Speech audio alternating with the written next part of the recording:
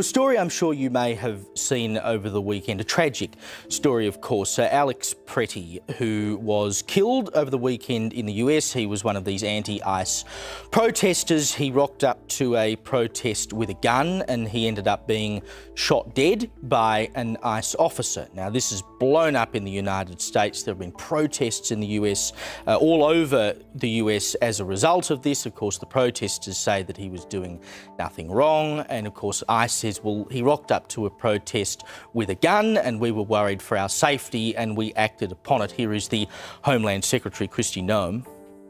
I don't know of any peaceful protester that shows up with a gun and ammunition rather than a sign. This is a violent riot when you have someone showing up with weapons and are using them to assault law enforcement officers. Now, this happened in Minneapolis in Minnesota, and Minnesota over the last couple of weeks has been the stage for quite a few of these protests and altercations between the protesters and ICE officers. So cop a load of this from the governor of Minnesota and, of course, former vice presidential candidate Tim Walz, who makes one of the most bizarre and offensive comparisons between what ICE is doing in Minnesota, which is rounding up and trying to deport illegal immigrants, to Anne Frank. We have got children in Minnesota hiding in their houses, afraid to go outside. Many of us grew up reading that story of Anne Frank. Somebody's going to write that children's story about Minnesota. And there's one person who can end this now. I'm honestly lost for words. How with a straight face do you make that comparison?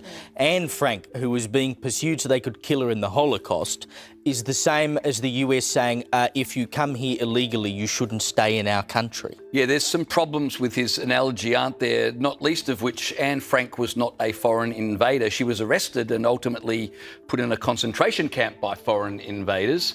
And the other irony there is that Tim Walz, during the pandemic, was urging Minnesotans to dob their neighbours in. Tim Walz would have dobbed Anne Frank into the Nazis had he been around during the Second World War. Yeah, it's just disgusting. And this is not the first time we've seen the Democrats in the US use rhetoric that compares the Trump administration to Nazis. All it does is ratchet up the violence, the anger, and that's exactly what they want to achieve. Tim Walz is loving watching riots. He's loving watching Minnesota burn. He certainly did during the BLM riots as well. Well, his wife famously said she loved to have the window open. So smell the flames and the fumes coming from the protest. It's disgusting. But you know what the irony is? Trump's head of ICE is Tom Homan. Tom Homan was acting ICE director under Obama. Obama deported over 3 million people. To celebrate Tom Homan's work, he was awarded with a presidential honor. This same guy is now doing the exact same thing he did for Obama, and he's doing it for Trump. There were no protests back then. In fact, CNN followed Obama and ICE people around and praised their work in the deportations. But now that it's Trump doing it, all of a sudden you have mass riots, you have the left-wing media throwing a tantrum, you have Democrat politicians talking about how bad it is.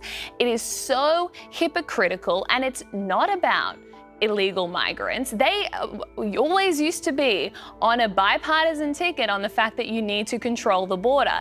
It is actually about undermining the Trump administration. And unfortunately, it is working to an extent. It is sowing division in American society, but it's a losing strategy for them in the long run, because what they're saying is they support illegal criminals more than they support law and order. There is a little matter also of an investigation going on in Minnesota as to how huge amounts of money were defrauded from the state under Tim Walz's watch. I think he's quite happy to talk about Trump rather than what's been happening in his own state's finances.